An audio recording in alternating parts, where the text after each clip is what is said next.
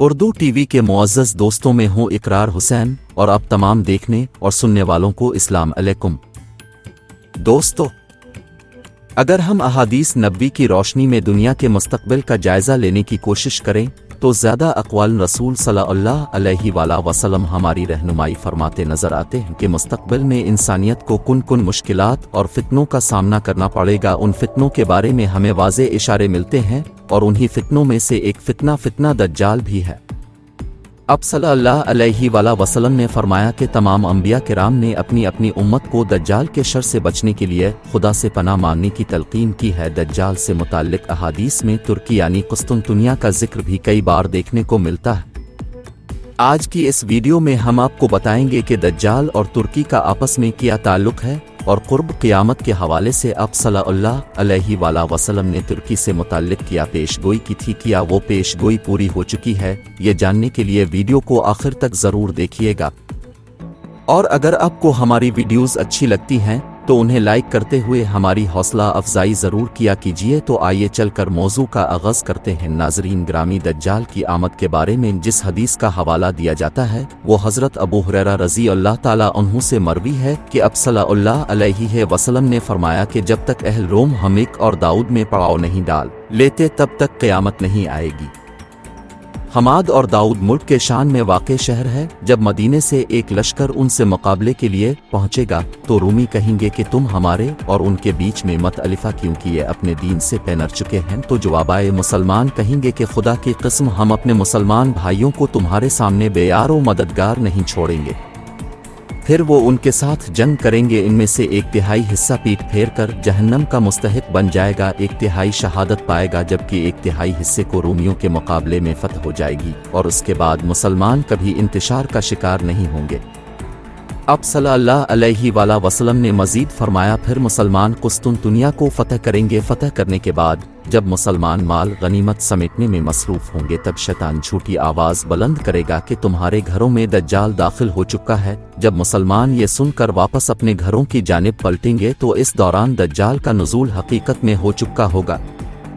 अब सल्लल्लाहु अलैहि वसल्लम ने फरमाया कि दज्जाल मशरिक़ की ज़मीन में है, वहाँ से खुरूज करेगा जिसको आज हिरासान कहा जाता है, जो कदीम ईरान का हिस्सा हुआ करता था। अब सल्लल्लाहु अलैहि वसल्लम ने यह भी फरमाया कि बैत अल मक़दस की आबादी मदीने में खराबी का शगहिम्मत साबित होगी और मदीने की खराबी जंगों का सबब बनेगी और जंगों का इख्तिताम कुस्तुनतुनिया की जगह पर होगा। इस सूरत हाल को देखते हुए मुसलमान दज्जाल के खिलाफ जंग की तैयारी करेंगे। जब मुसलमान नमाज के लिए अपनी सफ़ें दुरुस्त करेंगे तो यही वक्त होगा जब अल्लाह ताला मुसलमानों की मदद के लिए हज़रत ईसा इब्न मरियम अलैहिस्सलाम को आसमान से उतारेगा। दज्जाल हज़रत ईसा इब्न मरियम अलैहिस्सलाम को देखकर पानी में नमक की तरह खोलने लगे, यानी शदीद खौफ में मुब्तला हो जाएगा। दज्जाल पर यह खौफ इस कदर तारी हो जाएगा, यानी हज़रत ईसा अलैहिस्सलाम दज्जाल को तलवार से कत्ल ना भी करे तो वो खौफ से ही मर जाएगा, लेकिन हज़रत ईसा इब्न मरियम दज्जाल को कत्ल करके खून से रंगी तलवार तमाम मुसलमानों को दिखाएंगे। प्यारे साथियों, हुजूर अकरम सल्लल्लाहु अलैहि वसल्लम की बेशतर अहादीस में तर्कों का जिक्र मिलता है। हज़रत अबू हुरैरा रज़ी अल्लाह ताला अन्हु से रवायत है कि हुजूर अकरम सल्लल्लाहु अलैहि वसल्लम ने इरशाद फरमाया कि इस वक्त तक क़यामत कायम नहीं होगी जब तक तुम ऐसी कौम से ना लड़ो जिनके जूते बाल के होंगे। जब तुम लोग तर्क कौम से ना लड़ोगे जो छोटी छोटी आँखों वाले, सुर्ख चेहरे वाले, चपटी नाकों वाले होंगे। उनके चेहरे गोया हथौड़े से पीती ढालों की मानिंद चपटे होंगे, उनके जूते बाल के होंगे। अब सल्लल्लाहु अलैहि वसल्लम ने एक और हदीस में फरमाया कि मदीने को ऐसी हालत में छोड़ दिया जाएगा कि हत्ता के नौबत यह हो जाएगी कि एक कुत्ता आ भेड़िया मस्जिद में दाखिल होगा और किसी सुतून आ मिंबर पर पेशाब करेगा। सहाबा किराम ने अर्ज़ की, ए अल्लाह के रसूल, ये फरमाइए इस ज़माने में मदीने के फल किस काम आएंगे? फरमाया, परिंदे और दरिंदे इन फलों को खाएंगे। इस हदीस में रसूल अल्लाह सल्लल्लाहु अलैहि वसल्लम ने जिन वाक़यात का जिक्र फरमाया है वो तमाम वाक़यात एक तरतीब से रूनुमा होंगे। पहले बैत अल मक़दस की आबादी और इमारतों की कसरत से, इसकी वसत और लोगों का इस शहर में कसरत से आबाद होना, फिर उसके बाद यसरब यानी मदीना तैयबा का बर्बाद होना, यानी लोगों का मदीने में रहाइश से गुरेज करना और मदीने में जदीद तमीरात का सिलसिला रुक जाना। یہ تمام چیزیں آج مدینے میں ظاہر ہو رہی ہیں، لوگ بتدریج وہاں کم ہو رہے ہیں اور آبادی میں اضافے کا سلسلہ رک چکا ہے۔ مدینے کے باشندوں کی ایک بڑی تعداد آہستہ وہاں سے دوسرے شہروں میں منتقل ہو رہی ہے۔ حضرت ابو ہریرہ رضی اللہ تعالیٰ عنہ سے روایت ہے کہ رسول اللہ صلی اللہ علیہ وآلہ وسلم نے فرمایا کہ تم نے ایک شہر کے متعلق سنا ہے، اس کی ایک جانب خشکی ہے اور ایک جانب سمندر۔ صحابہ کرام نے جواب دیا کہ ہاں اے اللہ کے رسول صلی اللہ علیہ وآلہ وسلم۔ اب صلی اللہ علیہ وآلہ وسلم نے فرمایا کہ اس وقت تک قیامت قائم نہیں ہوگی جب تک بنو اسد کے 70,000 لوگ اس کو فتح نہ کریں۔ جب وہ وہاں پہنچ کر اتریں گے تو وہ کسی قسم کا اسلحہ استعمال نہیں کریں گے اور نہ ہی تیر اندازی کریں گے، وہ کہیں گے کہ لا الہ الا اللہ، اللہ اکبر، تو اس شہر کی ایک جانب کا علاقہ فتح ہو جائے گا۔ پیارے دوستو، سور بن یزید کہتے ہیں جہاں تک مجھے معلوم ہے کہ اب صلی اللہ علیہ وسلم نے یہ فرمایا کہ سمندر والی جانب فتح ہو۔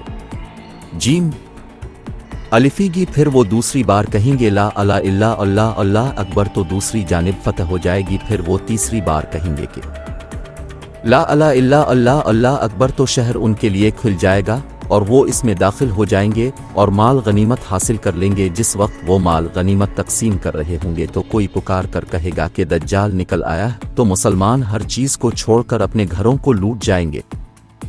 ان احادیث سے واضح ہوتا ہے کہ کیسے ترکی کو بغیر جنگ و جدل، کسی بھی قسم کے خون خرابے کے بغیر کیسے فتح کیا جائے گا، اور یہ تکبیر قسطنطنیہ میں ہی بلند کی جائے گی۔ یہاں یہ بھی واضح ہو جاتا ہے کہ شام اور ترکی کا ایک اہم علاقہ ملامت الکبریٰ کا جو نقشہ مخبر صادق صلی اللہ علیہ وآلہ وسلم نے بتایا ہے، اس کے مطابق تو یہ شہر اب اس امت کے پاس کچھ دیر کا مہمان ہے۔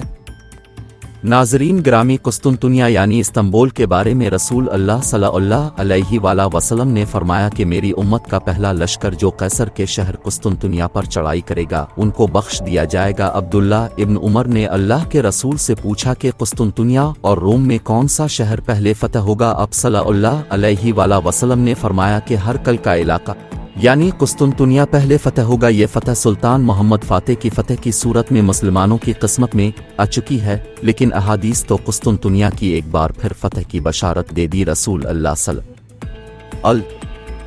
اللہ علیہ وآلہ وسلم نے فرمایا کہ ترک 2 مرتبہ خروج کریں گے، اور جب وہ دوسری مرتبہ خروج کریں گے تو اپنے گھوڑے دریائے فرات پر باندھیں گے، اس کے بعد وہ نہیں رکیں گے۔ دوسری دفعہ قسطنطنیہ کی فتح کی ترتیب رسول اکرم صلی اللہ علیہ وآلہ وسلم نے انتہائی وضاحت سے بتائی۔